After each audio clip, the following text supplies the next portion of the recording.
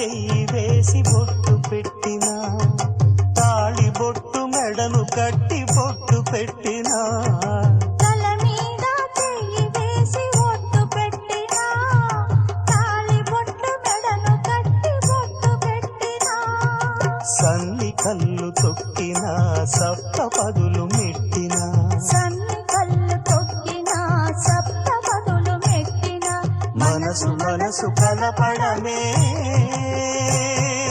మంత్రం పరమార్థం. శ్రీరస్తు శుభమస్తు, శ్రీరస్తు శుభమస్తు. శ్రీకారం చుట్టుకుంది పెళ్లి పుస్తకం.